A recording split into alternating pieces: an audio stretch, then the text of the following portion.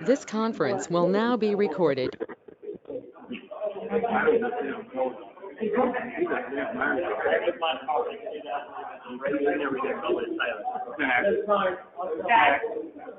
Zach, did you hear the recording? Is it recording? Okay.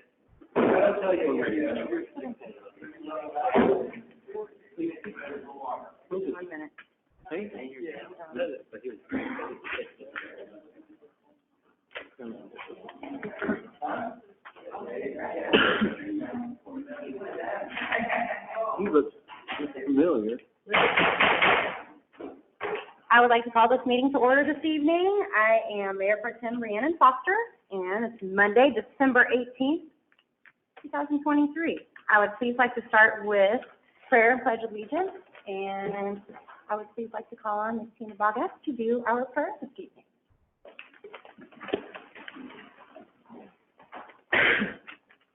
Father of us all, as we gather this evening to take care of our city's business, we ask your guidance and leading us. We ask prayer for our city's fire department, our police department, our EMA, and all other emergency personnel that is protecting the city. And as we depart from here tonight, we ask your blessing and your grace upon us all. Amen. Amen. I pledge allegiance to the flag of the United States of America and to the republic for which it stands, one nation, under God, indivisible, with liberty and justice for all.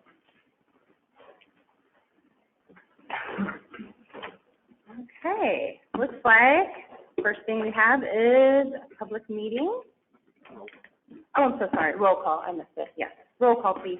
Robinson. Yes. Oldham. Yes.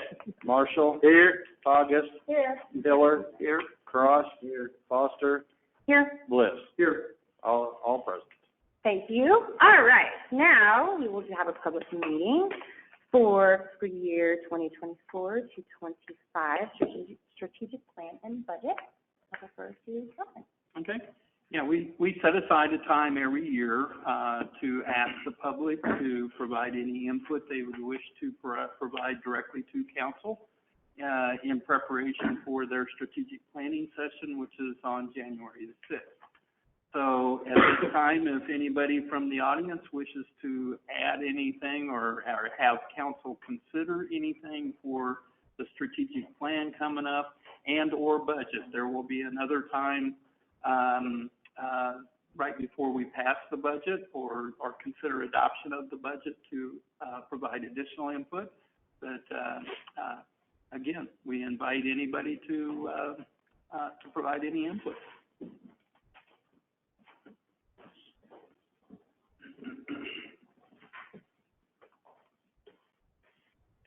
I wasn't sure if you're coming up here or if you're going So state your name and your... Renee Vance, 19813 Tangamook Road. I would love to address the council in possibly sponsorship for the Sedalia Senior Center. We are now doing a monthly dinner. Sponsorship runs about $500, but because we need to raise $250,000 every single year due to the seniors, I think it would be wonderful if the council would support one of our monthly dinners. And that way we could profit a little bit. Like I said, we have a full staff at this time. We've got our coordinators for the home delivery. We have our director for the senior center again, and we have our full kitchen staff. So needless to say, as you have addressed budget issues throughout the city, I know that you understand that we have to have a little give and take as well.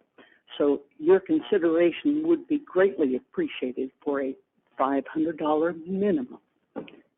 We served 165 frozen meals today and 152 hots, and that's just Monday. So anything you can help us with would be appreciated. Thank you, Renee.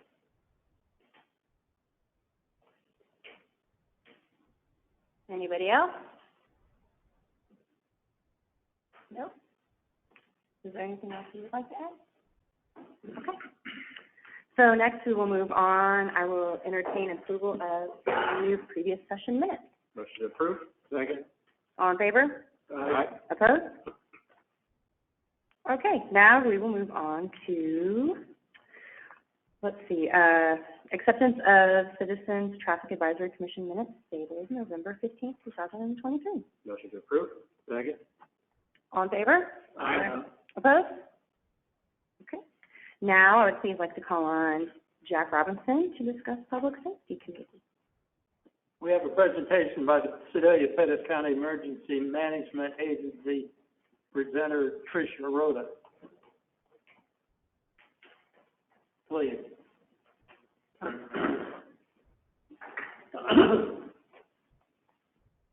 Well, hello, I'm Tricia. Everyone hear me okay? Okay. Some of you guys have met Erin Matheny. Some of you probably haven't met her, but she was the deputy director, and her husband was deployed.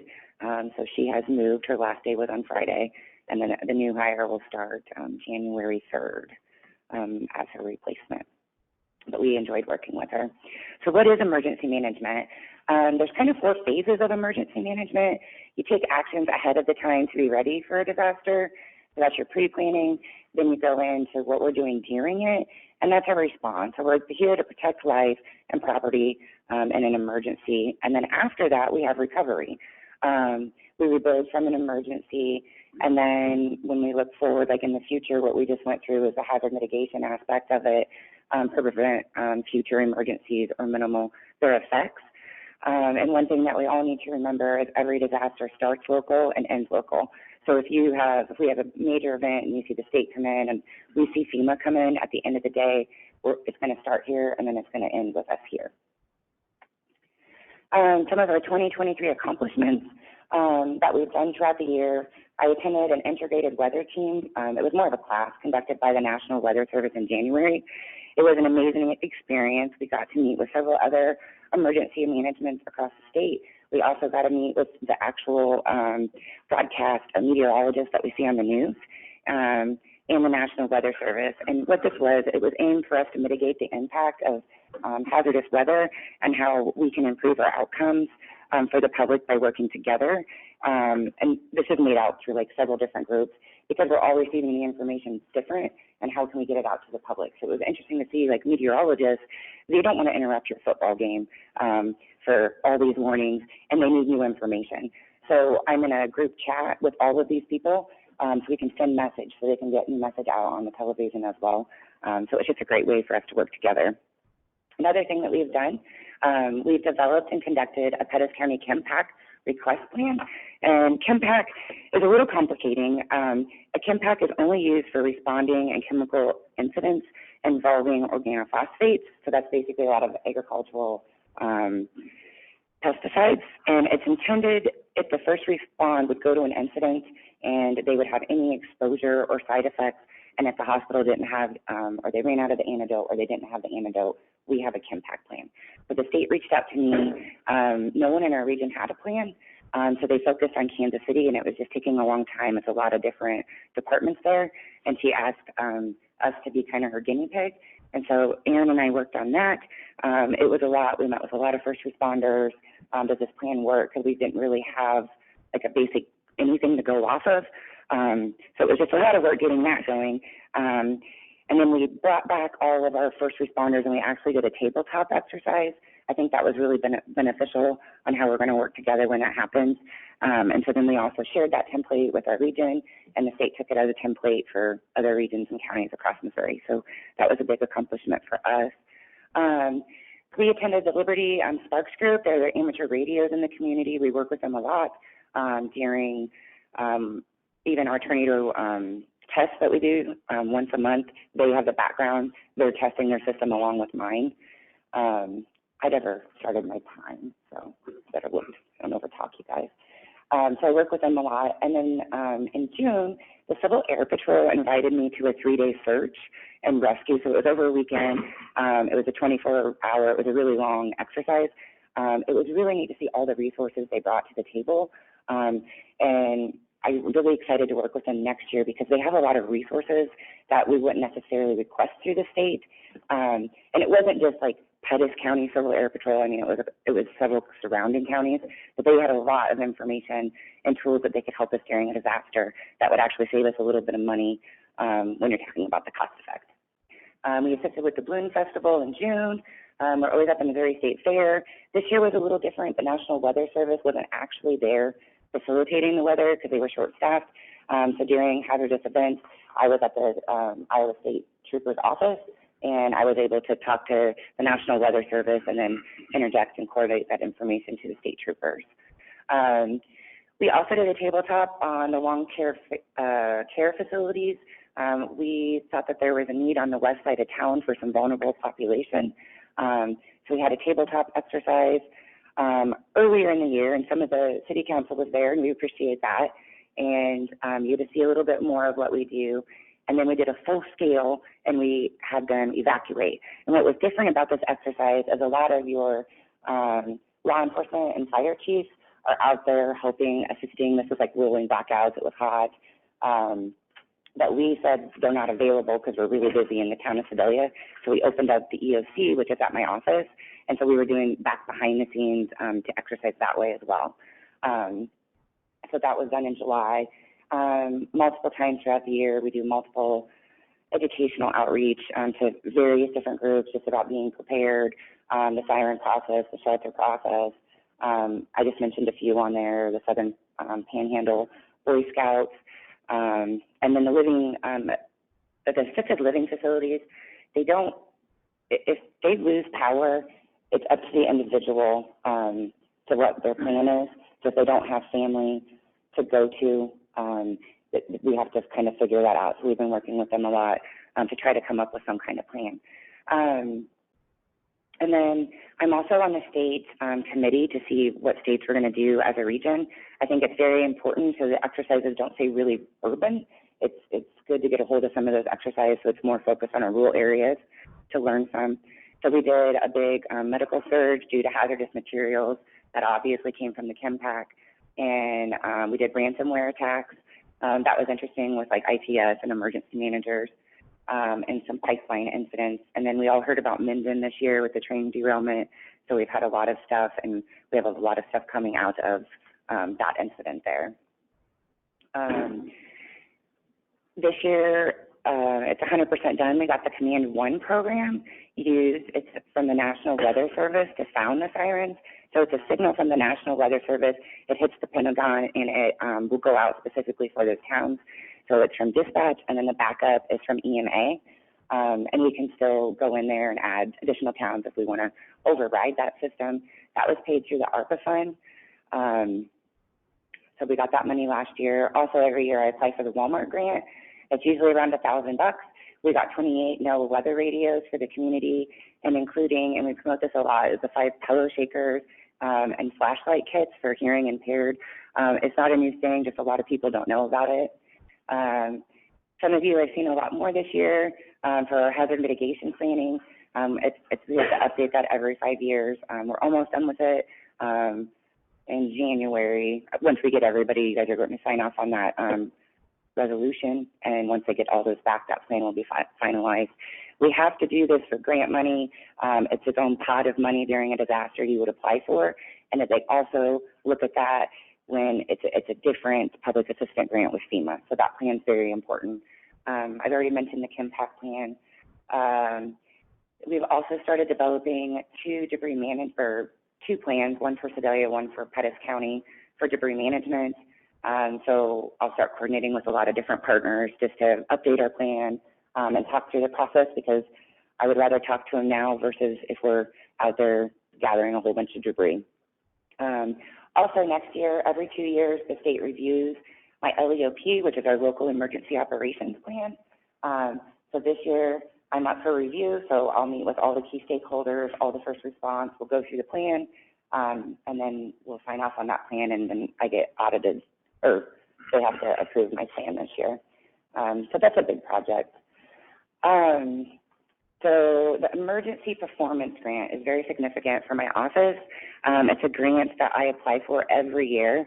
It's a federal grant that the state emergency management office applies for, and then I apply for it from the state, and it's a 50-50 match.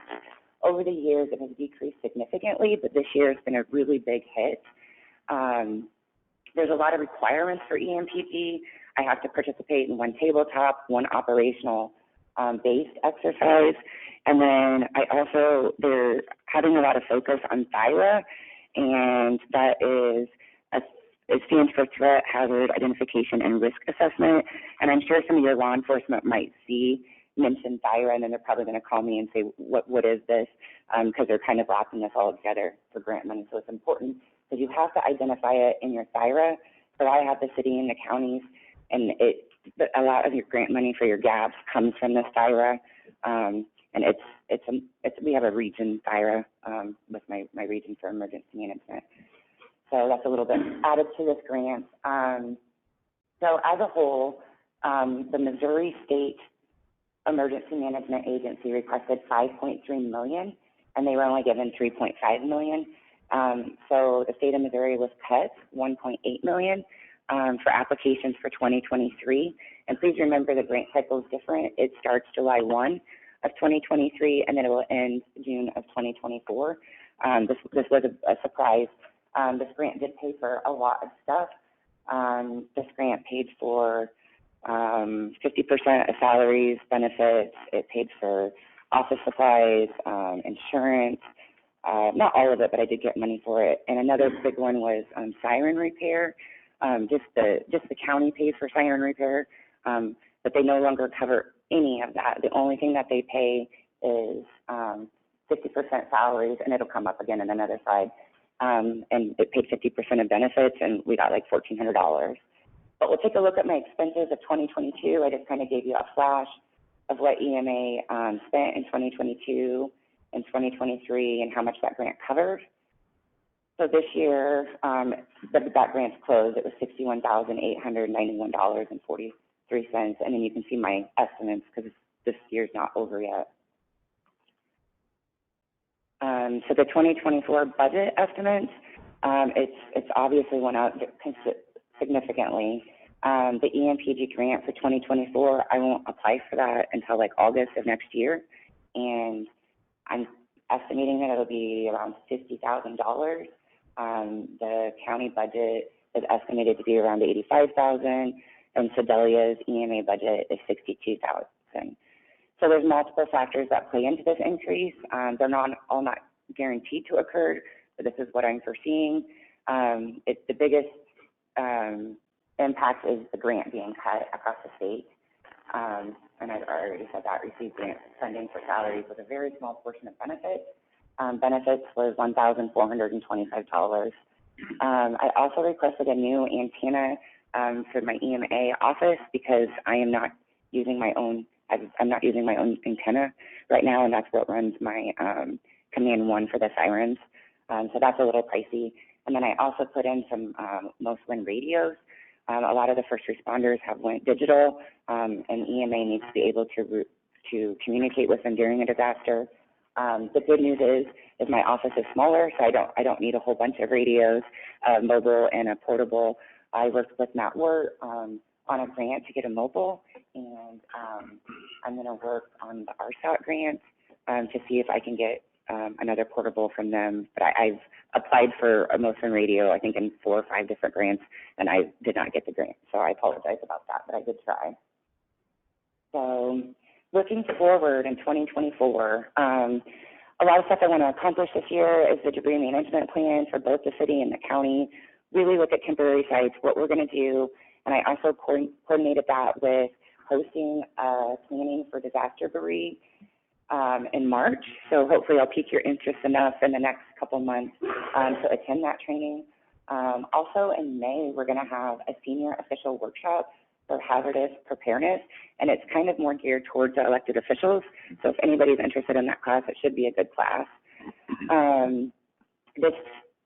Recently do you guys remember what the LEPCs were? They were the Local Emergency Planning Committee, and we went to a district, so now we're LEPDs, and we don't get to pick our district. So I'm with Morgan and Monticello, and we have to be compliant with the MARC grant. So basically, this is your tier 2, like your big hazardous materials, your tier 2 reporting, that's that money. So we have to be compliant with that grant now. And a lot of it is focused on fire departments, and law enforcement do come to some of those meetings. So we're fixing, it doesn't affect the Sedalia budget at all, but we've had a lot of issues at the Skyline shelter by the school. It floods a lot. So we're working with an engineer and the school and the church, because we have to get the water away from the building. It's a significant amount. It's over like 50,000. But we are going to try to get that fixed this year. I've already mentioned the local emergency operations plan. I'll be assisting with the state fair, the 2 weeks in August, and we do a lot of planning with them. They have a lot of big events, evacuation routes and stuff like that, and then the music festival that you're obviously aware of. Presenting emergency management with the businesses, that's continuous every single year. Another thing that we're working on is a co-ed group. It's community organizations active in a disaster. So remember our flooding, when we had all the flooding and the basements? Okay, so there was a couple of groups that I worked with. It was Southern Baptist, they're nationally known. They're a really good volunteer program, and there was a Catholic church that also assisted with that. But coming out of that, we have a lot of amazing volunteer groups in Sedalia and throughout the county. We kind of wanted to get more coordinated on what they could do during a disaster. So just have a little pre-planning on what group could do what they would wear to show up, not showing up in flip-flops. So that's another big thing that I hope to get done in this next coming year. So if you guys have any questions for me? I have a question. Okay. Could you please let us know when you're going to do the exercises so that we can be involved? Mm-hmm. I know that was very interesting when we did the rolling heat wave. The rolling heat wave. Yeah, and I if think you're it on would be great for a lot more of us to show up to that, because it's a lot to think about. It is a lot. And then, just so you know, the hospital was so involved with that. Like, they had a doctor in there that really, you can't use that plug-in because it doesn't work on a generator. Well, then that night they lost electricity for a few hours. So that benefited. And then actually the mayor called me, it was like a couple of days later, and he's like, Trish, Sedalia lost power. And I was like, oh, no, we just had this exercise, we're fine. So a lot of things did come out of that exercise. Yeah, definitely. Please let us all know when you do. And the other training that you spoke about that was geared towards elected officials, please definitely let us know. The MARC has a really good one, too. I had someone go to that training because it's hard when you get here and we talk about incident command and we talk about SIRA, and there's just a lot of acronyms to understand. And so when it's geared towards elected officials, they're not going to say SIRA, LEOP, you know, we have a lot of acronyms, and I know that that's hard to follow sometimes. I had to look up what SIRA was. I can never remember what it stands for.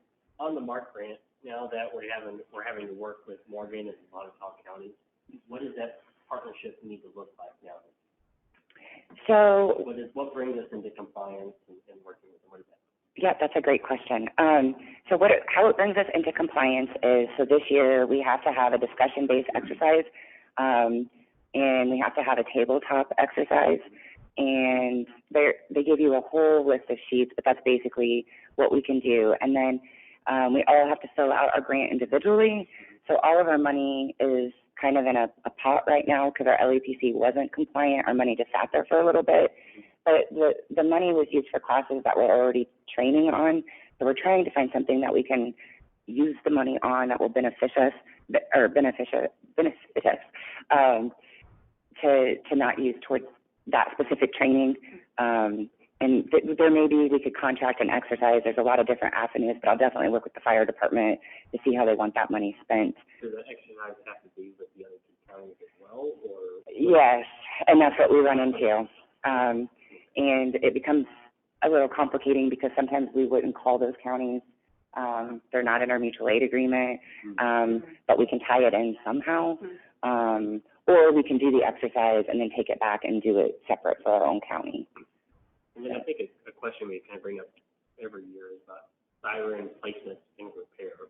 siren placement and repair. Are we doing okay with placement? Are we needing to add others? I don't feel like we've really developed in any other, majorly in any other direction. But with repair, being that the grant now doesn't cover that. Yeah. So we need, The repair, I don't have the totals for Sedalia. They are the majority of my repairs because you guys have so many more sirens. The batteries just to replace is like $1,500 to $1,800. Wow. I know that you guys have 5 sirens that do not have backup batteries. So the ones that have backup batteries, you have about 10 minutes, like you can, or it's 20 minutes, but you can sound them. So if a tornado's on the ground, we sound the siren for 3 minutes. And then in 10 minutes, we sound the siren for 3 minutes. And that will last for about 20 minutes on that battery. If it doesn't have a battery, it would just sound that one time if you lose electricity, if that makes sense. There is a big, I think, a housing development being discussed on the south side of Sedalia. That's something I would definitely start thinking about because we would need a siren there. And I've gotten a couple of complaints on the south side of Sedalia. I mean, I have drove there. It's the people outside the city limits. There's some businesses on the south side. But I think that we've been in good shape since we've moved the one siren, and then you guys bought an additional siren. And those have went up. I just quoted one. There's it's like 25,005, and I think it was probably like 21,000 when you guys purchased a couple of years ago. I have a question on seeing that you're fixing the flooding issue at the Skyline FEMA shelter. Mm-hmm. Is there anything in the works for fixing the water issues on the North Ohio shelter as well? There is not. Skyline definitely was the worst shelter, so that's why we are working on that one. Theirs has a lot more water than the North. Going back to the first couple slides, was the Kimpac. Uh-huh. So my concern is a major rail disaster with chemicals in the city limits or outside city limits, but does that include that type of planning, or do we do any tabletop, or do we do any planning for major rail? We've done some for, well, actually, have you guys done one for training derailment? Not in the last 2 years. I've done some with the state. Johnson County is having one, I think in May, and I'm going to go see how that works. And then I was kind of planning to bring that out. And I also wanted to talk with all of the chiefs to see what there's a need for the next training. Yeah, we've seen that happen to communities further east, and yep. We have a lot of big-time freight that moves through here pretty quick. So. Absolutely, yep. So that was my plan. I was going to go to Johnson County, observe how theirs goes. And then there was a train derailment class that I went to a couple months ago, and then it will take me a little bit to put that together to bring back to the community.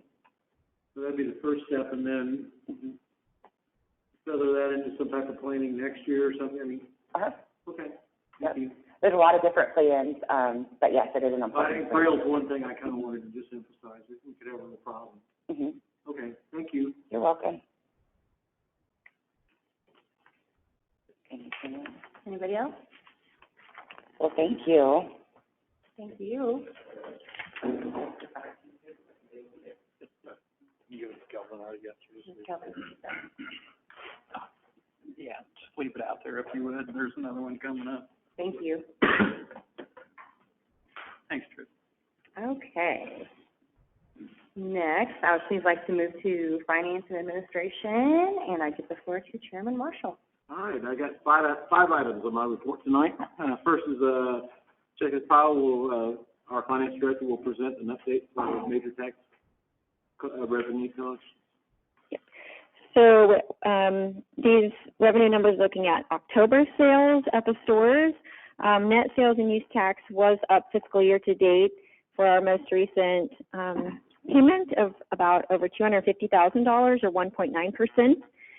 Fiscal year to date, and if you remember, we had budgeted at 4%. So fiscal year to date, we are lower than budget, a little bit shy of $300,000, and that number continues to grow a little bit each month.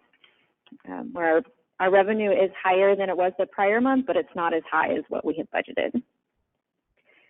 The marijuana tax was effective at the store level October 1st, where if those stores were reporting monthly, the reports were due in November, and we would have seen a distribution in December, which is our most recent distribution that I'm reporting on. However, the Missouri Department of Revenue tells us that those figures weren't entered into the system in time for us to receive a distribution. So now we're hoping for January. There's nothing to report on marijuana tax at this time. Franchise tax includes the settlement from Charter that we received back in April of around $377,000. Fiscal year to date, we're up almost $440,000 over the prior year, so the additional $60,000 is mostly attributed to electricity. Transportation tax is higher fiscal year to date, primarily due to gasoline taxes, where gasoline taxes are up 11.7% fiscal year to date over the prior year. And property tax, we've collected some more fiscal year to date, but the majority of those payments are coming in December and January. So we'll continue to see that change really drastically over the next month or two. Any questions? Thank you. Thank you. Next is an ordinance to remove the permit requirements for garage sales. Call for the reading of the ordinance, please. Bill number 2023-236, an ordinance amending Chapter 44, Article 3, rummage sales of the Code of the City of Sedalia, Missouri to remove garage sale permitting. Second reading. Second. Is there any discussion on this? I do. I'd like to see a plan. I'd like to put this off. I'd like to see a plan how we're going to continue to make sure everybody only has 3 garage sales a year. Because I think what we're doing here, by doing away with this, is we're opening the door where somebody's going to set up a garage sale and it'll never go away. You know, I mean, that happened right on our corner, and I wasn't even on the council at the time. I mean, this guy, he had a garage sale for 2 weeks in his yard. Stuff got rained on. It looked, after a while, you know, I mean, it looked like a trash yard. And I called the city, and the city come down, and they had to clean it up. I'd like to study this. I'd like to be able to talk to Devin about it a little bit. My concerns is, you know, I'll fall back on something Chief Woods told me. Ignorance of the law does not give you the right to disobey the law. And if these people were saying, well, I didn't know you had to have a license, that's bull crap. And the other thing I'd like to see us look into, I mean, our people, I've done at least 2 garage sales a year, and I've never been checked to see if I had a license. Since the Hill brothers died, okay, the Hill boys, they used to go around and check everybody's license, and they used to go down and they used to have a Crown Vic that they drove around, and their trunk lid was full of old garage sale signs. You know, I think we need to take a look at that. Garage sale signs are not getting picked up. You go around and there'll be 3 or 4 garage sale signs on poles, you know, and that's part of the rules. I personally don't go out of my yard and put a sign up, you know, and we advertise in the paper. There's a lot of garage sales that don't get advertised in the paper. They're using their Facebook stuff. But my wife and I, we've gone around to garage sales, go up and down the street, and that place is gone. Their garage sale was the week before. They, you know, if they got time to put a sign out, they got time to come take it down. I just like to table this for right now because I just think we're opening the door to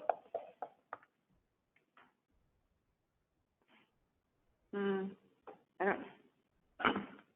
Well, I totally agree with Bob, and I think without getting a permit, you're gonna have people having a garage sale every weekend. They're gonna be leaving stuff out.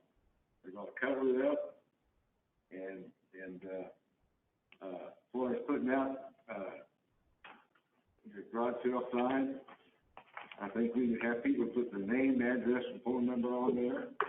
And if they don't compel with that, why, they should be either fined or not permitted to have garage sales anymore.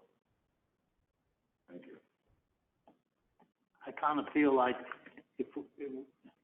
and this is why I would like to talk to Devin about it, maybe we could take one of our code enforcement persons, instead of him working Monday to Friday like everybody else does, maybe work him Tuesday to Saturday, because 90% of your garage sales are on Saturday. And that's when they need to be checked.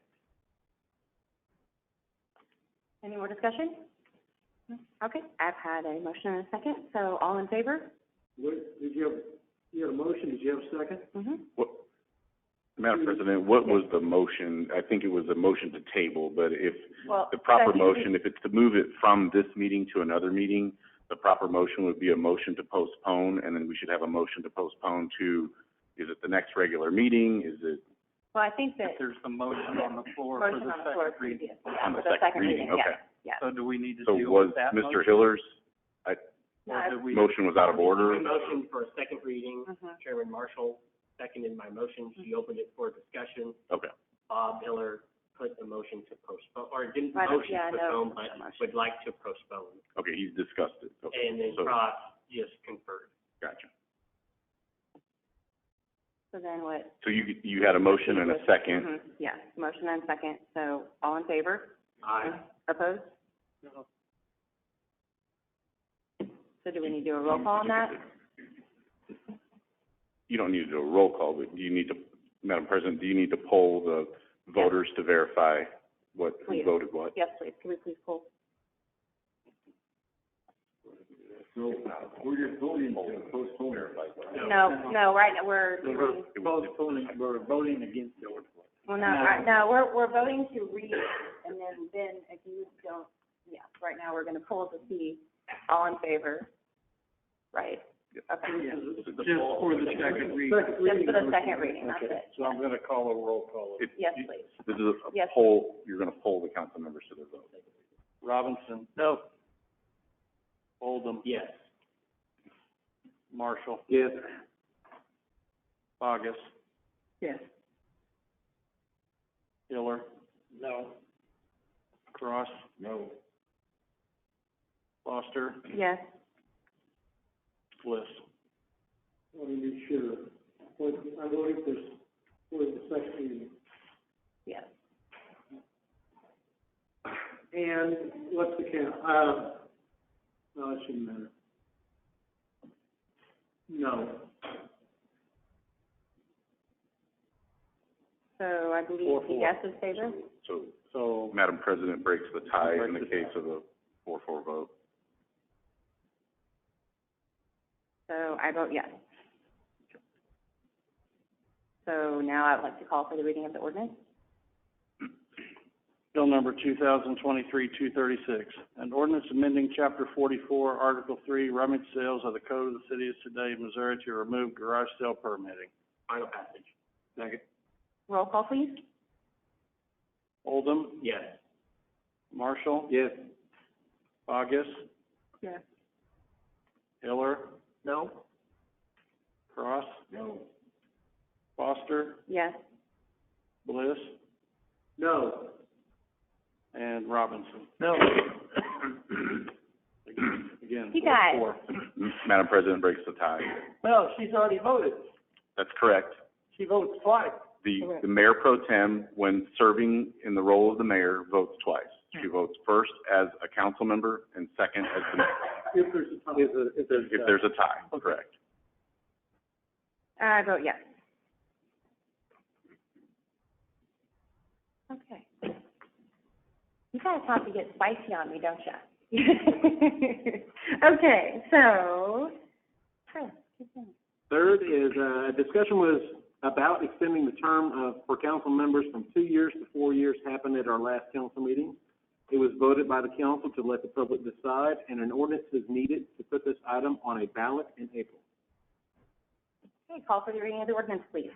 Bill number 2023-237, an ordinance calling for a special election to be held in conjunction with the municipal general election to be held on April 2nd, 2024, to submit a proposal concerning increasing terms for council members from 2 years to 4 years.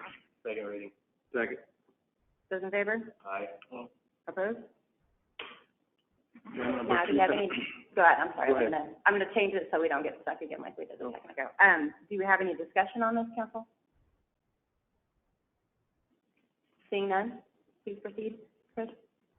Bill number 2023-237, an ordinance calling for a special election to be held in conjunction with the municipal general election to be held on April 2nd, 2024, to submit a proposal concerning increasing terms for council members from 2 years to 4 years.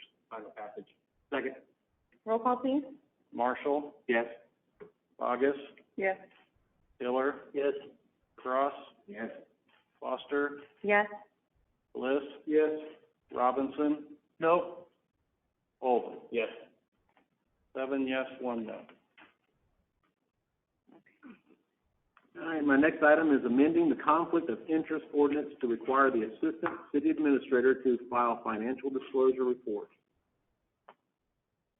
Call for the reading of the ordinance, please. Bill number 2023-238, an ordinance amending section 2-833C of Article 9 of Chapter 2 of the Code of the City of Sedalia, Missouri, to require assistant city administrator to file financial disclosure reports. Second reading. Second. Those in favor? Aye. Opposed? Now, do we have any discussion on this? Seeing none, call for the reading of the ordinance, please. Bill number 2023-238, an ordinance amending section 2-833C of Article 9 of Chapter 2 of the Code of the City of Sedalia, Missouri, to require assistant city administrator to file financial disclosure reports. Final passage. Second. Roll call, please. Bogus, Yes. Hiller, Yes. Cross, Yes. Foster, Yes. Bliss, Yes. Robinson, Yes. Oldham, Yes. Marshall. Yes. All in favor. And my final item is a budget amendment to purchase a used Durango from the Kansas City Highway Patrol to be used by the assistant city administrator. This will require a resolution and an ordinance. Call for the reading of the ordinance. Madam Chairman, before we do, I'd like to make a motion to postpone this to the next council meeting. Seeing a motion, do I have a second? Second. Do we need to do anything further with that? No? Those in favor, anything? Okay. You got a motion and a second? Motion and a second. So, did you say? And I'm sorry, was that to postpone to the next That's what regular that- meeting? That's what Is that I said. correct? The next meeting is that, to clarify. Okay. But you do need to vote on. Yes, okay. So, just to clarify, motion is for the next meeting, correct? Yes. Okay, I just want to be sure. Sorry, Kelvin was talking to me at Yeah, the same time. And it's a voice vote, Madam Chair. council, we're talking about it too, yeah. The next regular meeting, I'd like a little bit more time to talk about it. Okay. What's the reason? Can we have clarification as to why there's been a motion to postpone? Just have, some of us have a couple of questions that we need to be answered. Okay. Okay, so is there any further discussion on that? You got a motion and a second. Have discussion on the motion. It's okay? Yeah, oh, yeah. Okay. Are there questions that do we think that would just prevent us from Well, I purchasing it? I think possibly. I'm not questioning you guys, I'm just asking questions. Do we think an issue could be raised that we don't need to purchase this? We could talk about that, we could talk about a different vehicle for less money, a variety of different things. Okay, if we just want more discussion on it. Yeah, I just want more discussion. Okay. Is there the chance that we will lose the opportunity to purchase this vehicle in that time? If we do, well, there's plenty of cars, we can find something else. I don't know that answer, but I'd like to, I think Tina would like to talk about it a little bit more before we make this purchase. Any further discussion? As far as Chris asking, would we lose the vehicle, who would know that? Would that be you, would that be Matt, do you know?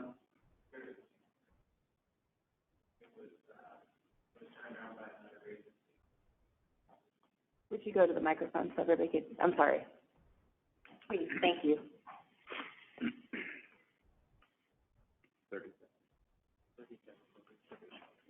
The vehicle was turned down by another agency, and they offered this to us to the end of the year. Offer to what, I'm sorry? To the end of the year. End of So year. if it's postponed, they will sell it to another agency. Counselor, So my major concern is that we really need a response vehicle, police response vehicle for the assistant city administrator. And we really didn't get a chance to talk about that earlier a lot. I mean, I'll listen to your thoughts on it. That's my major concern, that we could get by with just a two-wheel drive vehicle or a sedan or something for a assistant city administrator. The reason that one was available was that it's not a response vehicle. It is a Durango. I thought it had all the police. It has a light in the front and a light in the back, which they included with the price of it, yes. Yeah. The price of it is substantially less than the regular market. They're offered to us at less than market value. Now, we could remove the full vehicle, right? Yeah, we could remove, well, it was a command vehicle Mm-hmm. for the highway. Yeah, it was but driven. We could driven by remove staff. the lights if that's the problem. Yeah. That's not saving that much. I mean, but the lights were, what, $2,000? I think it was 1,000 or 600. But you'd have to look on that. I mean, and I kind of I did recommend that we leave the lights on it, since, Wirt will maintain his post certification. If we had some big emergency, then for the price of keeping those lights on the vehicle, it's just another vehicle, another asset to help respond to an emergency. So, if the lights are the issue, though, we can certainly take the lights off. Well, the thing that caught my attention was, a low mileage too, was 54,000 or something? No, like it that. has, Low it mileage. was 40 some odd thousand. Yeah. I apologize, I don't have the exact number. It was in the, 49. yeah. I guess I wasn't really convinced in the short time that we had a chance to discuss it earlier too, that you need a vehicle necessarily all the time. I just wanted a chance to talk about that. It's a new position. I honestly just felt like we may be able to work around that to some degree. It just felt shortchanged in the previous discussion, that we had earlier about this.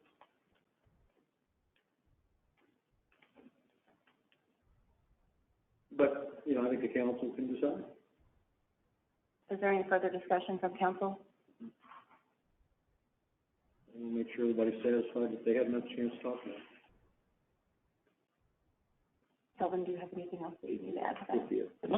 Okay. So you need to vote on the motion to postpone. Okay, so we do a roll call for that? It's a voice vote, but Voice vote? depending on how close it is, you may have to poll. So on, those in favor? Okay, those in favor for Steve's motion?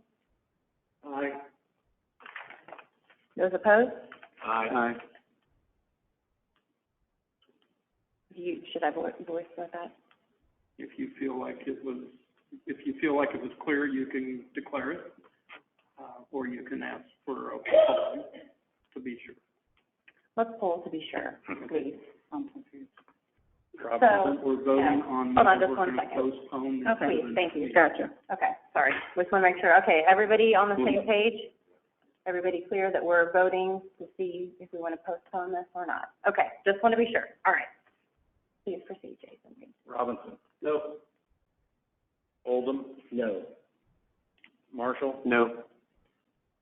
Bogus. Yes. Hiller. No. Cross. No. Foster. Yes. Bliss. Yes. You have 3 yes and 5 no. Okay, The motion fails, it can proceed this evening. motion fails. Okay, so let's call for the reading of the ordinance, please. Oh, I'm so sorry. Resolution first. Sorry.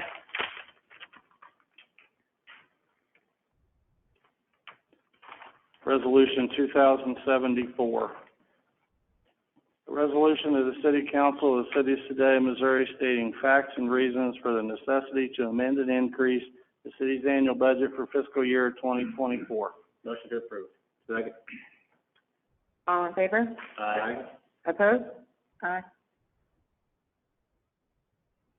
So now I'd like to call for the reading of the ordinance. Bill number 2023-239, an ordinance amending the budget for the fiscal year 2023-2024 and accepting a quote for vehicle purchase for administration. Second reading. Second. Those in favor? Aye. Aye. Opposed? Bill number two. Sorry, any more discussion before we move forward? Okay, please proceed. Bill number 2023-239, an ordinance amending the budget for the fiscal year 2023-2024 and accepting a quote for vehicle purchase for administration. Final passage. Second. Roll call, please. Hiller. Yes. Cross. Yes. Foster. Yes. Bliss. No. Robinson. Yes. Oldham. Yes. Marshall. Yes. Bogus. No. You got 6 yes and 2 no. Thank you. Okay, That is all I have tonight. thank you very much. Now I'd like to please move to Public Works. I would like to call on Chairman Oldham, please. Thank you very much. For the first item we have tonight is continuing along with our budget season. We will have our next strategic planning presentation, and that's with our Public Works Director Interim, Chris Davey, for our water and wastewater.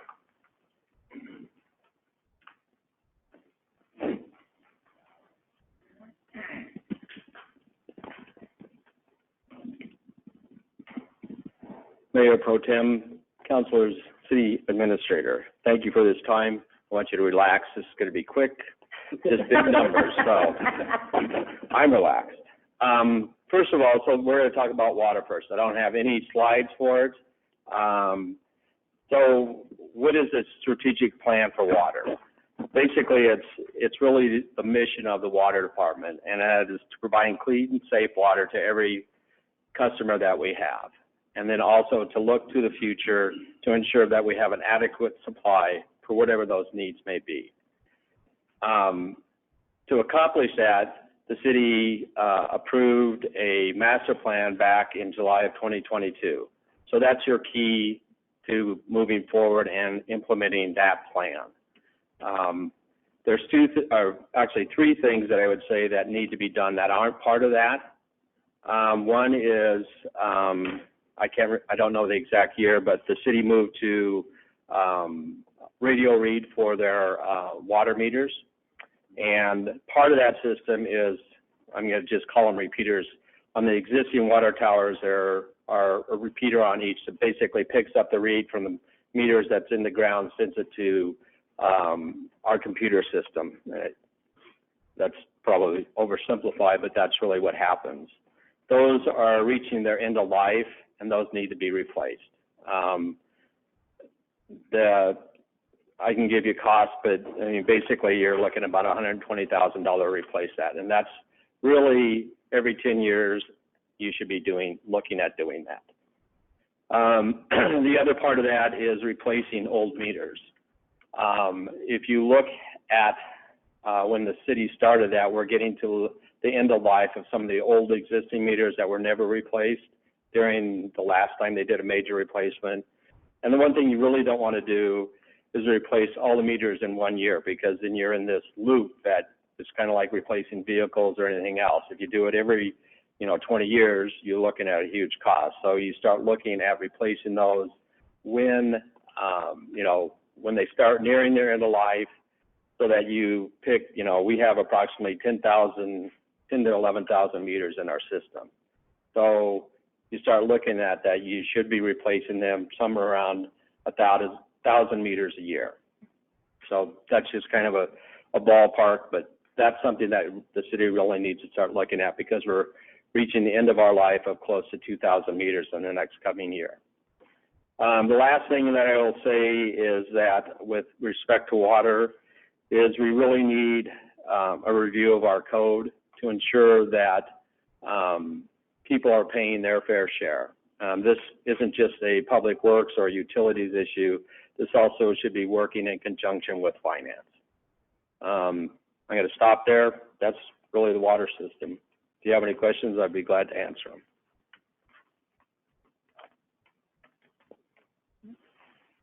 Great. So moving on to wastewater.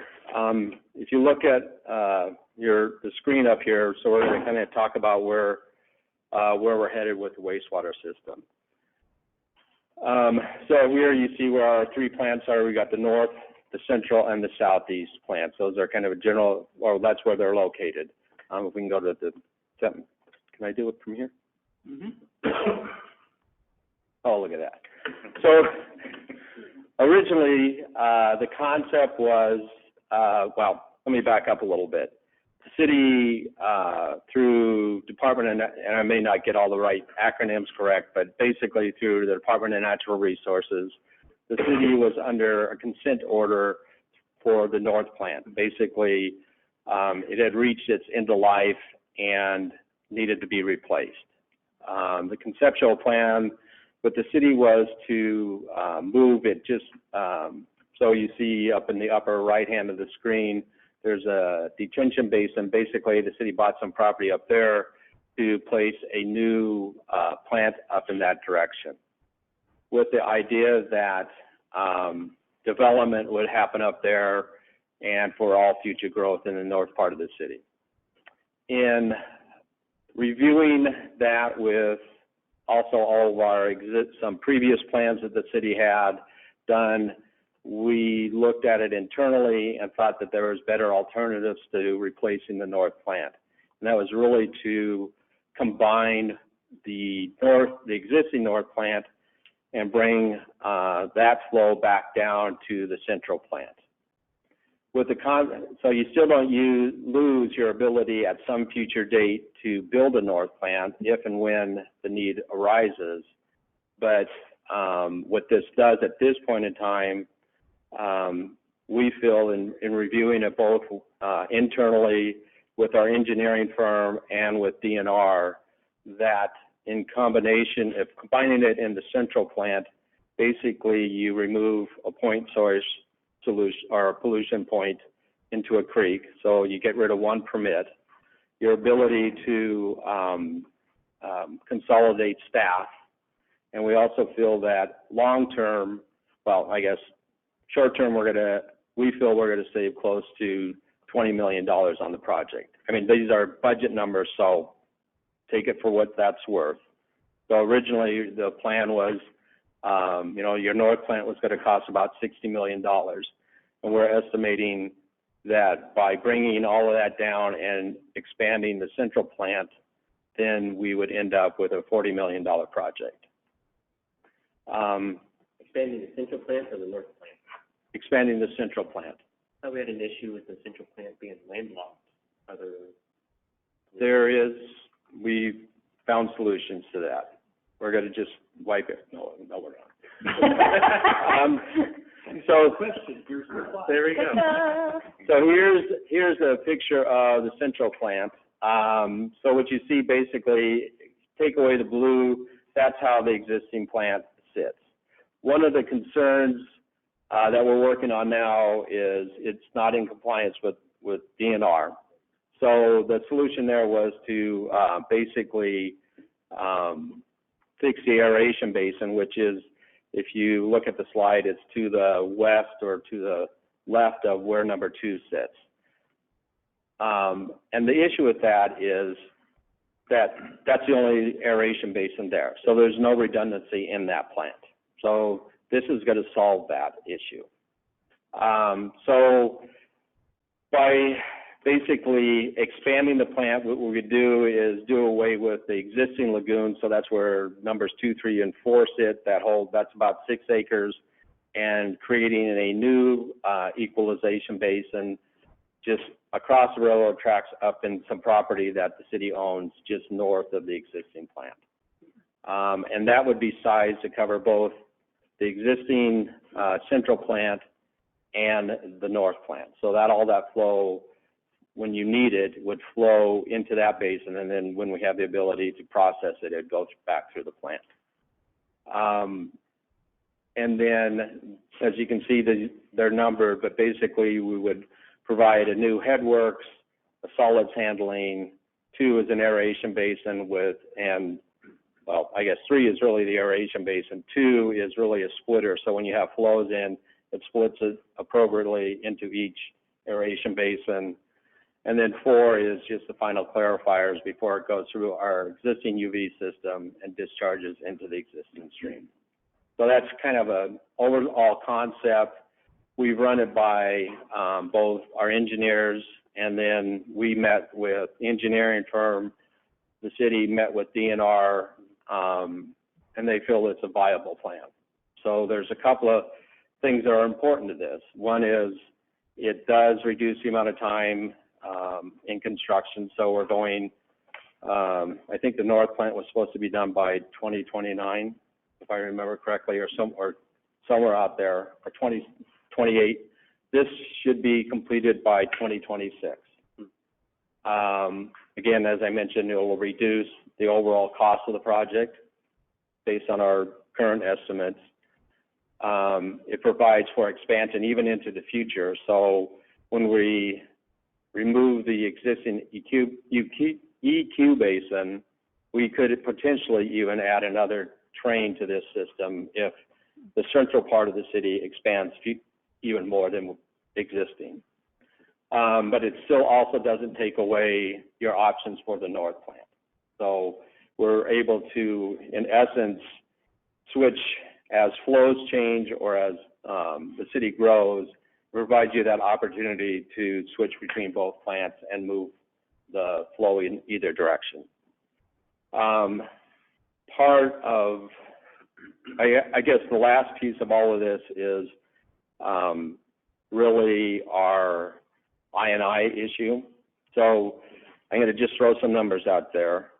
So the north plant is designed for basically 2.5 million gallons a day. The average flow that goes into that is 1.1. When we have wet weather, 16.6 million gallons goes to that plant. For the central plant, its design flow is 3.3. The average flow is basically 2 million gallons a day. The peak flow during wet weather is 24.5 million gallons. So you wonder where all it goes? It sits in a pipe until it can get processed. So it reduces your capacity, and you shouldn't be doing that with I&I. So to put it in kind of in perspective, if instead of fixing the I&I problem in the pipe system, if you were to build a plant to handle that, so you're looking at a 40 million gallon a day plant to handle all the I&I, you're looking at basically designing something, if you had the property, of basically $250 million to handle that flow.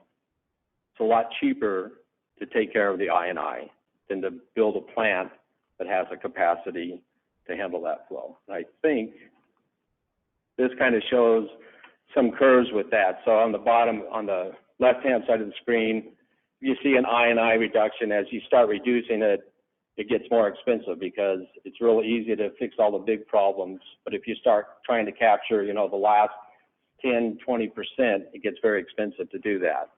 And costs continue to go up. But there's a sweet spot in there where you have your treatment plant designed correctly, and then you start fixing your I&I problem. You'll always have I&I, but you want to reduce it from what we're seeing today to something that's reasonable. And I'm going to end with, we talked a lot about, the north plant, the central plant, and I&I. Don't forget, we still have the southeast plant, so that there's also issues and concerns there. I'm going to leave it at that. If you have any questions, I'll be glad to answer. You want to mention the structure to the director position, utilities director. Oh, sorry. In the restructuring, what we've done since is basically we've created in the Public Works Department 3 departments. One is what we already have already. The existing one is the Public Works, I forget the name of it now. Handles all the writing. Justin is the manager of that department. We're looking at combining water and wastewater together. So it'll be the wastewater plant, the water plant, collections and distribution, under one director. And we've created a job description, and we've got some final touches on it, and then we'll advertise that. And then the third leg of Public Works is going to be what I'm going to call the engineering division or department. You'll have your engineer, inspectors, stormwater's under that, GIS. I think that's it. Oh, utility locate. Okay. Any questions? And with item number 6 under the Public Works Committee, task order number 2, about the expansion that we're going to have in the scope of work with Burns and Mack. There's either a memo or description in our agenda, and it, at the end of it, this is what he was speaking on for that. So I probably won't go into depth when we approach that item there, but this is what the scope of work for task order number 2 at Burns and Mack is. Okay. So now we still have to decommission the North Plant. It can't, it's just too old to perform, right? Correct. So we still have to build a main, a gravity fill main, I think, up to the North Plant to pick up everything that's coming in there. That's part of this. This is part of that project. Part of that project. So, and at some point, we're going to have the ability to tie onto that and go to the new North Plant location if we see growth in that area. that is correct. So part of the concept is that we would build a new pump station at the existing North Plant, and we would pipe it down to the central plant, and it would be a combination of a force main and a gravity line. Okay. And There's a ridge there somewhere, I guess. yes, Yeah, okay. a little hump in the landscape, not a ridge, but Another term for ridge. I just Yeah. you still then have the ability to reverse that flow, go back to the North Plant, and it has a existing pipe that goes from the North Plant to the equalization basin. You can still use that same pipe and then take it and extend it further to your site, where you own property for what was proposed for the new North And Plant. we've kind of got a commitment to do that, I think. I'm not sure, but at some point, we've got to get a line to that north property. That's okay, I get it. Okay. And I guess the last question is, I know long-term, at some point in the 30s, 2032 or something, we're going to have to face more stringent copper and heavy metal restrictions. There will be, I'm not sure it's lead and copper, but there are I think they say heavy metals, heavy metals. but I've heard of copper and lead. Whatever it is, it takes I don't see anything in these plans, from what I understand, it takes a long, narrow settling basin. Well, Is it still in the works, or I'll put it this way, Counselor, that I don't know specifically. I'd have to look into that, but I know that our engineering firm is looking at those and into the future, so that we either have the ability or have the ability to add to the system now, so that we are able to take care of those needs. So we can either build it at the central plant location or see what happens if we. Right. A lot of other ways to do that is through pretreatment, so that you don't put the whole, as for an example, if there's 6 or 7, I'll just say X number of industries in the city that are actually, let's just say, producing 90% of that load, you would treat that at that site versus creating a plant that has to treat all of the sewer that comes into it. That's just one way of doing it. Director Davies, Yes, sir. Cliff Cates is on the go-to-meeting if you want to defer anything to. Sure. Cliff. Ask him. I'm not sure how that works. Cliff, but- do you have anything that you want to add to that? Good evening, Council. Thanks, Kelvin and Chris and Mayor Pro Tem. I don't know if you can, I'm not sure if you can hear me. Yeah, we can hear you. Okay. Now, I think Chris answered everything that we've been working towards. And the pre-treatment process, Councilman Bliss, I think that's a good alternative when we look at some of those heavy metals. So we've had discussions with MDNR about that as well. Okay. Thanks, Cliff. You bet.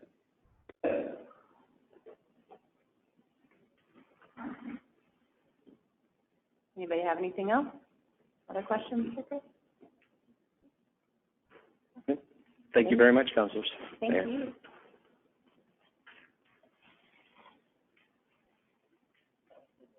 Second item I have tonight is another annual item that we attend regularly, or do regularly, and it's the purchase of rock salt. And with the bids that come in, we will award this bid to Hutchison Salt Company. Okay. I would like to call for the reading of the ordinance, please. Bill number 2023-240, an ordinance authorizing an agreement for transport and purchase of rock salt. Second reading. Second. Any discussion on this matter? Those in favor? Aye. Opposed? Bill number 2023-240, an ordinance authorizing an agreement for transport and purchase of rock salt. On the passage. Second. Roll call, please. Cross, Yes. Foster, Yes. Bliss, Yes. Robinson, Yes. Oldham, Yes. Marshall, Yes. August, Yes. Hiller. All in favor. Third item we have tonight is, hopefully he didn't get too comfortable sitting there, the presentation about our refuse truck purchases. So in terms of Public Works Director, if you'd like to step back up again.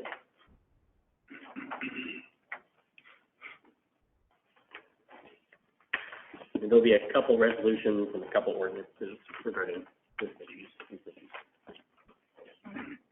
So approximately, I don't know, 5 years ago, the city purchased, I believe it was 3 side lift garbage vehicles and 1 rear load. I'm going to defer to you, Justin, is that correct?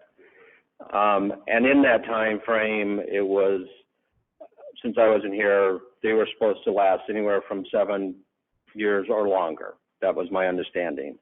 They have not met that criteria. In the last, since I've been here, in this last 7 months,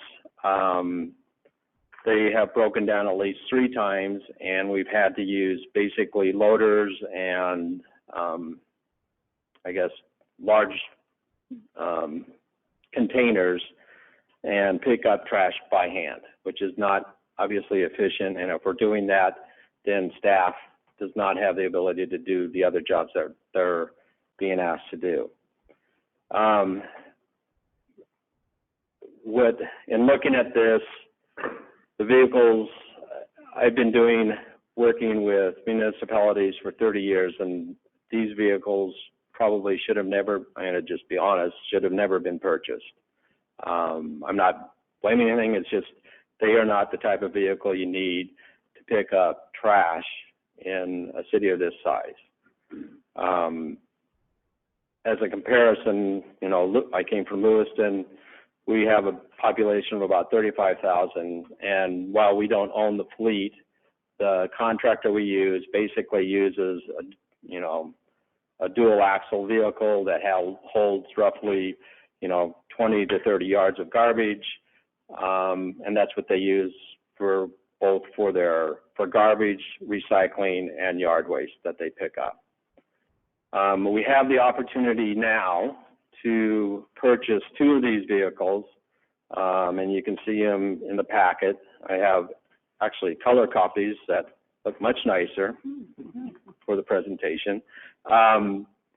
And they are roughly $380,000 a piece. I know that's a huge chunk of change, but it is also a vehicle that I think the city will see a useful life out of. Right now, what we're doing is in the current fiscal year, well, let me go back. In 2019, so a year after we purchased the vehicles, we spent $35,000 on parts and replacement and taking care of. In 2020, we spent $42,000. The trend isn't looking good. In 21, we spent $72,000. 22 wasn't a bad year. We spent $66,000.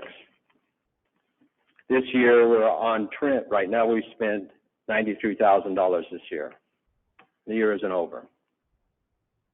These vehicles have lost their life. So it is my request through the city administrator to purchase 2 new vehicles for the city, as presented in the memo. I think, obviously, you can't guarantee how long vehicles are going to last. You can get lemons, all things can go wrong. We have talked to other cities that use these. The majority of them use them for 5 years, and then they put them on a list that they're backup for the next 2 or 3 years. So that way you aren't continually putting dollars in it to extend the life. I'm going to stop there. If you have questions, I'll be glad to answer them. Would you speak on a little bit about the next ordinance, also about why we're purchasing the rear loader? The next item? Yeah, so the next item is the rear loader, is that correct, Nancy? Yes. So as you may recall, it was in September that one of our rear loaders, the newest one, was involved in an accident. That vehicle, through the insurance company, was claimed to be totaled. The city received a check of approximately $208,000 minus the deductible. We had the ability to purchase a new vehicle for, I believe it was $265,000. So the net to the city was roughly $60,000. And that is through this same company. It's on the road now. It's being used. I think the guys like it. So again, any questions, I'll be glad to answer them for you. Yeah, the second item, the rear loader, the mayor, under his authority, declared an emergency purchase because at that point we were down. We had no trucks to do the rear load route. And so what we are recommending is a ratification of that in accordance with our personnel, our purchasing policy. The refuse trucks, I would just add in, thank you, Mr. Davis, for going through that. I would just add, this was something that we were planning to present as part of our next year's budget. But we were hoping we could limp to that point, but we're out of crutches, I guess is the way to say it. And so rather than just waiting because it's a fiscal year, we are recommending to go forward right now, particularly since we were able to find trucks that meet our requirements and really are coming highly recommended from the staff. I guess I would add too that the vehicles that we did purchase, they had a different engine and different transmission that was different than the rest of our fleet, and so it made it more difficult to keep those maintained as well. And these vehicles are very common Cummins diesel and Allison transmissions, correct? And so more common to what we have, and then also more common to have more people that can work on them when they go down. As far as financing of these, of course, that's $750,000, and so the question you may be asking is, where's that money going to come from? And unfortunately, the sanitation department, we have not built it, and as Director Davies pointed out, our plan was that we would lease those vehicles for 5 years. Once the lease was paid off, then we would start doing a one truck at a time, use the others as backups and put them on a rotation, but as he pointed out, they didn't last long enough. So we hope to take the 3 and keep 1 on the road, and then keep the others as reserve trucks. And so then the financing of that is we do have roughly 9.7 million of unreserved fund balance, or reserves, rainy day fund, if you will, in our general fund that we can use for this process, for this. And so I recommend that we loan $750,000 out of the general fund into the sanitation fund to cover this purchase and then pay it back over time. The other positive item to this is, as we've seen with a lot of our major equipment and vehicles, there's been a time frame of 1.5 years or 2 years to be able to get these. Yeah. We were fortunate that we were going to be able to get these vehicles, what we said, beginning of January, middle of January. Mid-January. So we're going to be able to get these put to use pretty quickly. Yeah, I think we're piggybacking off of Columbia's order, right? Okay. I'm going to kind of throw my 2 cents in here, Kelvin. What I would like to see is I would like to see a maintenance schedule on our equipment. That way, when we get this stuff, we can do maintenance. I'm a believer in maintenance. I get 190,000 miles out of my vehicles because I change the oil line. I service them. I know that's an inconvenience sometimes, but I'm a believer in maintenance. And so I'd like to see that. My parents had 30 trash trucks. Every year we would get 2 new trucks, take the oldest ones out of service. Every year we upgraded our deal. And I can probably count on my left hand how many times we had trucks broke down where we could not use them. We might blow a hydraulic hose, but Dad he had a wall full of hydraulic hoses. I wouldn't be opposed to building up some of the stuff you see that we continue to have problems with, maybe have an extra setting there to take care of the repairs. So, that's something to keep in mind. But I would like to see a maintenance schedule. Okay. Anybody else have questions for him? Nope. Okay, I'm going to Thank call you. for the reading of the resolution, please. Resolution 2075, a resolution of the City Council of the City of Sedalia, Missouri, stating facts and reasons for the necessity to amend and increase city's annual budget for fiscal year 2024. Motion approved. All in favor? Aye.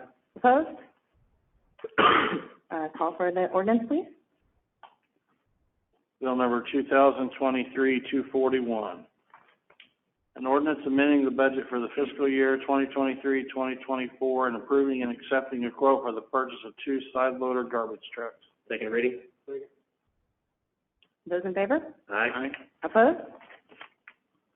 Any discussion on this? Bill number 2023-241. An ordinance amending the budget for the fiscal year 2023-2024 and approving and accepting a quote for the purchase of 2 side-loader garbage trucks. Final passage. Roll call, please.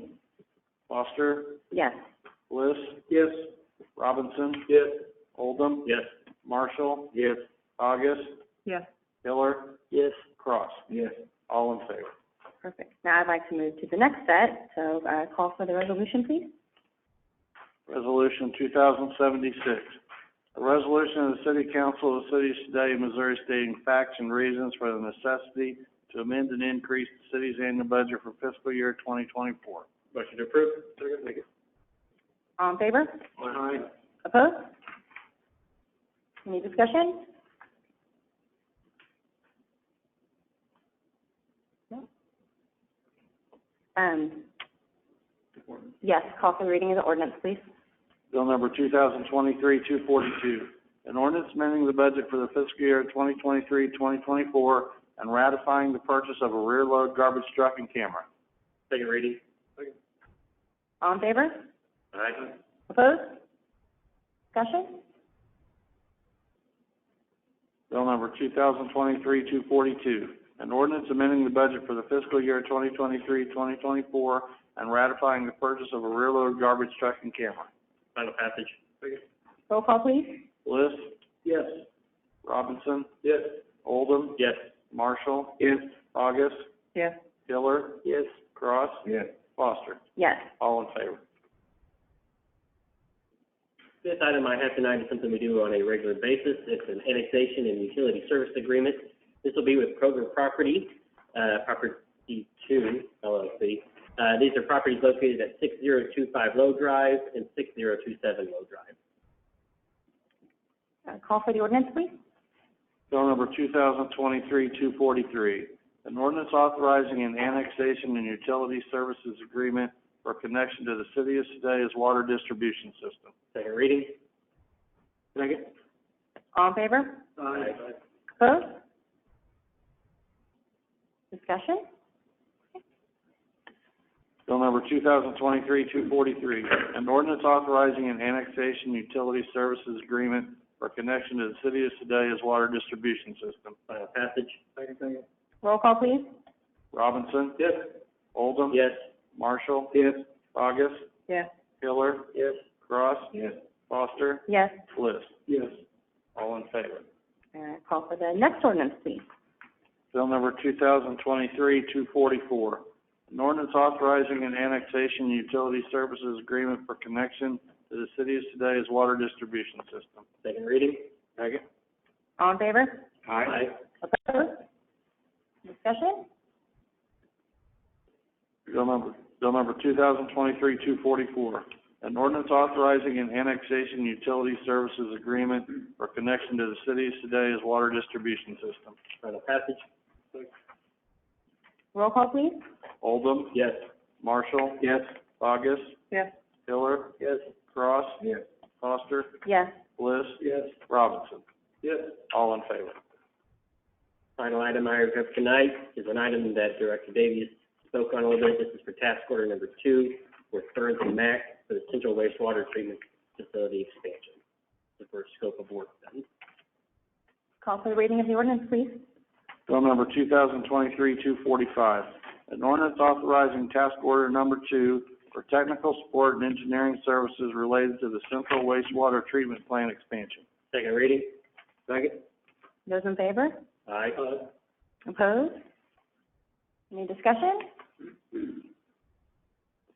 Bill number 2023-245, an ordinance authorizing task order number 2 for technical support and engineering services related to the Central Wastewater Treatment Plant expansion. Final passage.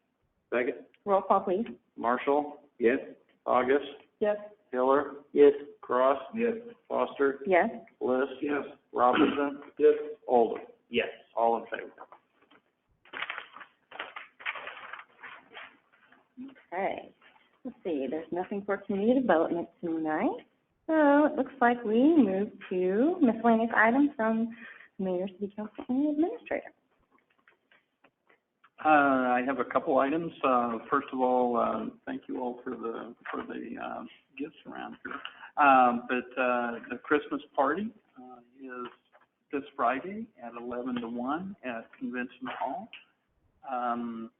We certainly hope to see everybody there.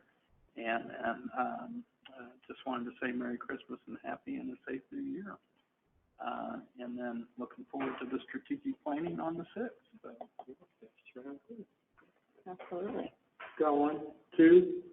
A lot of good caroling last week. I went to caroling at the Trust Building about 7 o'clock Friday night, and it was really neat to hear the sounds of the caroling there. And then, and so that building's come back alive. And then more caroling on Saturday morning with the Ukrainian folks down at the Fresnel Pavilion. Really nice. So pretty festive week. That way, I thought that was good. The city's made progress. I want to put a plug in for Impact Sign. There's a Fox Business Report on Channel 95 called Modern Marvels, and we'll actually get to see about a 20-minute segment on January 2nd from 8:20 to 8:44, somewhere in that period of time. It's Channel 95, I think, on on Socket, and then there's, probably people can find it in other places, but really nice, presentation, and if you get to see it, it's a pretty neat thing to see. Very good. That's it. I just, wish everyone a Merry Christmas and remember the reason for the season. I just would like to remind everybody to be sure to go to Liberty Park and see the display. It is fantastic. We go almost every night, and I swear it's still, we're just like, oh, it's so wonderful. I'm so excited we have such a beautiful display in Sedalia, because we did not always have that. So please make sure you go by and check it out. It's gorgeous. It's good to drive around the park and look across the park and then go down through it. Yes, When it's you drive awesome. around, you get it in 3 dimensions. It's really nice. And then you see the stuff that's in the little, on the Yeah. little island, because you almost miss that because you're looking at everything else. Yep, good point, Jack. My turn. Go ahead. I want to also congratulate everybody that participated in the Christmas lighting. Whether you won anything or not, it's good to see houses lit up with the Christmas spirit. Very true. Bob has a real nice, display at his house. He might have won if he hadn't been on city council. That's okay. I don't do it to win that. The last time I entered the house, we did win a prize and we donated it to DARE. So, I don't do it for the money. I do it because, when I was a kid, I didn't have that. So I didn't have a family and I didn't have that. So I want to share it with everybody. We'll be sure to drive by and see it. Thank you. Okay, anybody else on council have anything? No? Okay, then let's move to good and welfare. Now is the time where we open the floor for the audience. If they would like to make comments, you can step to the microphone and please state your name and your address, and you have 3 minutes.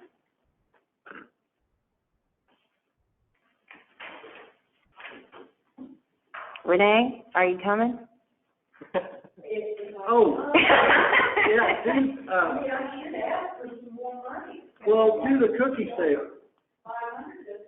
Hey, wait, do the cookie sale. Is it too late for the cookie sale? Okay. Okay.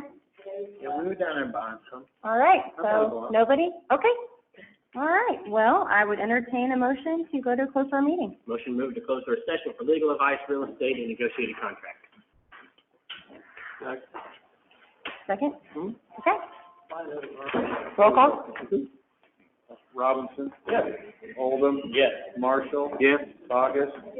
Miller? Cross? Yes. Foster? Yes. Bliss? Yes. Okay, thank you. This conference will now be recorded.